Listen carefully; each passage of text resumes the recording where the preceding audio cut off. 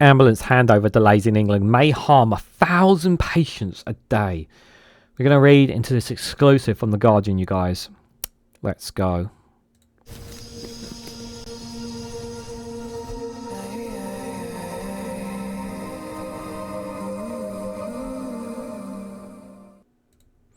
Good morning, good afternoon, good evening, wherever you are in the world. This is Reganelite here, an exclusive from The Guardian with the headline that ambulances handover delays in England may harm 1,000 patients a day. The exclusive reveals that 414,000 people believed to experience some level of harm last year, The Guardian's analysis has found. Guys, while you're here, make sure you hit the like button and share this across social media so others are notified of this video. 1,000 patients a day. Over 414,000 people believed to experience some level of harm. That's really bad, and let's before we slam the NHS and ambulance services, because I know some people will say that. Let's be very, very clear here. They are stretched. They don't have a lot of staff, and it's very difficult for them. You know, there's been an outpouring of private ambulances taking advantage of the situation because it's been such a struggle for them. But this is a crisis that needs to be dealt with. It's extremely horrifying that we're talking about every day, when you need that ambulance, when you need that emergency help, and you're not getting that call, and it can lead to people dying. We know that the ambulance not arriving at a certain time can lead to people dying, and it's a horrifying feeling. And I generally mean this. My heart goes out to those who have experienced that in any way, shape, or form. But I really cannot stress this enough. The last 14 years of Conservatives is what has led the NHS into this situation. Yeah, we had the best NHS on the planet before the Conservatives came in. We had the best national healthcare service, and they have ran it to the ground. And this is a result of what happens when you put your trust in the Conservatives. They will run your healthcare to the ground to get to a point where when you need that help, when you need that support, this is the situation that we find ourselves in. It's important that people know about how dangerous and how difficult this is. And while I would advise people that if you have absolutely no other choice to call an ambulance, if you can take someone to a hospital, please do so, because there is no guarantee that the ambulance can turn up in time. I know it's not right. And I know some people, and if you can afford a private ambulance, in that emergency, okay. But if you can't, if you can take them, please do. I understand why a frustration are behind this, but please do not blame the healthcare workers. Please do not blame the ambulances service. They have been ran down by the Conservatives. That is your hatred and your anger that you have about the failures of the National Healthcare Service lies squarely at the Conservative Party. That is where it is. So more than 1,000 patients a day in England are suffering potential harm because of ambulance handover delays, The Guardian can reveal. In the last year, 414,137 patients are believed to have experienced some level of harm because they spent so long in the back of ambulances waiting to get into hospitals. Of those 44,409, more than 850 a week suffered severe potential harm, which caused permanent or long-term harm or even death. In total, ambulances spent more than 1.5 hours, equivalent to 187 years, stuck outside A&Es waiting to offload patients in the year to November 2024, The Guardian investigation has found. Experts says the figures were staggering and showed how the NHS was in a more fragile state than ever before amid a perfect storm of record demands for A&E, soaring number of 909 calls, and an increasing sicker and ageing population. The analysis of the NHS by The Guardian and the Association of Ambulance Chief Executive, the AACE, highlights the huge scale of the challenge facing Keir Starmer as he prepares to set out how he plans to rescue the NHS. Anna Parry, the Managing Director of AACE, which represents the bosses of England's 10 regional NHS ambulance services, says the data speaks for itself. And she added, these figures underline what the ambulance sector has been saying for a long time, that thousands of patients are potentially being harmed every month as a direct result of hospital handover delays.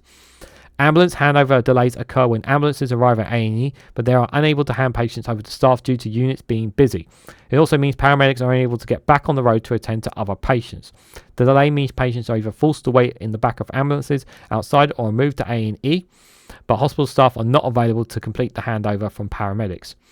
National guidance says patients arriving in emergency departments by ambulances must be handed over to the care of A&E staff within 15 minutes. That's what they should be doing. But we know because of the Conservatives and the cutbacks that they've done, this is the situation that we lie in. So this is from a Guardian graphic here, the source from Guardian Association and the Ambulance Chief Executive Analysis of NHS data. It also notes that the data is for 12 months to the end of November, just for reference there. So you can see ambulance handover delays and harms to patients in England. Hours lost to delays of more than 15 minutes there. 1.39 in 2023 to 1.64 in 2024. Patient harm due to delays of more than 1 hour estimates. That's 348.8 in 2023, and it's gone up to 414.1 since then, so over 440,000. And then there's patients severely harmed due to delays of more than 1 hour and estimates, 37.4 in 2023 to 44.4 in 2024 there. However, the target is persistently missed. The Guardian investigation found crews often wait many hours and sometimes a whole 12-hour shift outside hospitals, with queuing ambulances unable to respond to other emergency calls. Last week, almost further patients arriving by ambulance at hospital in England, 32.1%, waited at least 30 minutes to be handed over to A&E teams. The Guardian's analysis is the first time a media organisation has examined a whole year's worth of data on ambulance handover delays and the potential harm caused.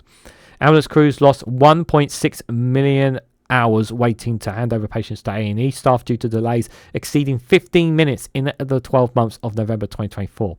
That figure is up 18.5% on the same period the year before the investigation found. AAC estimates that 414,000 patients may have come to harm as a result of the delays exceeding 1 hour in the last year, and more than the population of Coventry, England's 9th largest city. And that figure is up 18.7% on the year before. This is one of a massive crux that is keeping people within the healthcare system, keeping people sick, keeping people harmed. And this is also what is harming the economy. Until we get the healthcare service working, we will never have a robust working economy. The healthcare must be fixed as soon as possible. Of those patients who have suffered potential harm, 44,000 were estimated to have come to severe harm. That number is also an 18.7% increase in the year before. Dr. Adrian Boyle, the president of the Royal College of Emergency Medicine, said the findings of the Guardian's investigation were staggering and reflect the lack of capacity in NHS urgent and emergency services. People are waiting for ambulances, waiting in ambulances and waiting on ambulance trolleys and in hospital corridors because emergency departments are too full, causing potential harm. There needs to be an urgent focus on the exit block, an increase in bed numbers to make sure to be able to move people from A&E towards, and appropriate social care options to ensure people deemingly medical well enough to go home so they can do so. Only then will we see meaningful change at the front door of our hospitals. On Friday, NHS Cornwall and the Isles of Scilly declared a critical incident because of long ambulance queues outside the Royal Cornwall Hospital in Truro and high A&E patient numbers, with many people medically fit for discharge but awaiting the right care. Rory Deluston, an acute network director of the NHS Confederation, said the Guardian's revelations expose a crisis of emergency care. As these figures show, patients are unfortunately having to wait too long for an ambulance. And when they do reach the hospital, we've seen in recent days handovers can also be delayed, with many emergency departments forced to use temporary solutions like corridor care in a bid to meet demand. Dennington said tackling shortfalls in social care provisions would be crucial to cutting ambulance handover delays by speeding up the discharge of hospital patients and helping more older people avoid admissions in the first place. But the reality is that years of underinvestment in the NHS and social care, along rising levels of ill health in the country, means our local health and care service is more fragile than ever. Adam Brinlow, the Director of Communications at NHS Providers, said the figures were very worrying. A perfect storm of very high numbers of the most urgent care of 909 calls, on top of a record A&E attendance that has led to real capacity challenge, he said.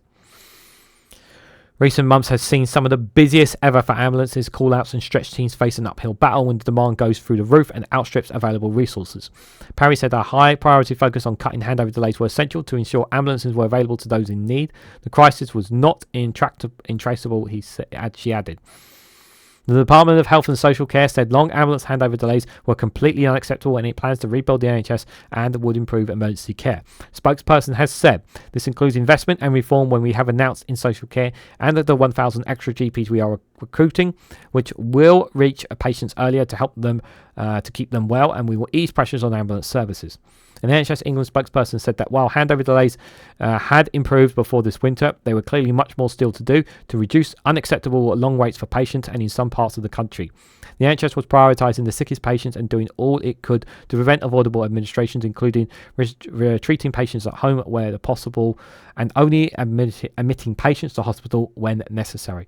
Yeah, it should only be absolutely necessary when doing so. But the problem is as well, is that because they're in this situation as well, and this is another thing, when you talk about the situation regarding the ambulance delays and the handover here, there are situations, and unfortunately this is true, there will be many situations throughout this period that we will look back on where there are those who go into those hospitals or get picked up or whatnot, where they are seen that they do not need to be there, but they are let go and they're found because they're not properly diagnosed or whatever, that they can end up becoming much worse off as a result. There are situations where that will happen as a direct result of this. There will be situations where those who may appear fine end up in there as well, but the situation is extremely dire. It's extremely dire in England, and more needs to be done. It's very easy to say that, but they need to tackle the root causes of these. They need to get more ambulances. Need to get more staff to run those ambulances. They need to get more beds in the hospitals so that the beds are dealt with, so they have more patients. They need to make sure that there are more bodies and more staff in the hospitals than ever before. And if that means bringing people abroad to do so because there's not enough in our own country, then that is what needs to be done. I will not hear any of it. People complaining about if we have to bring people abroad to come in and work our NHS to help bring the numbers down, that is what needs to be done. I'm not going to hear any of it about immigration when we're talking about people bloody dying, people suffering, getting long-term permanent sickness. These same people who end up having to be relying on benefits in order to live. And then they kick up a fuss about them being on benefits because the hospital system is broken, because guess what? The Conservatives broke the healthcare system.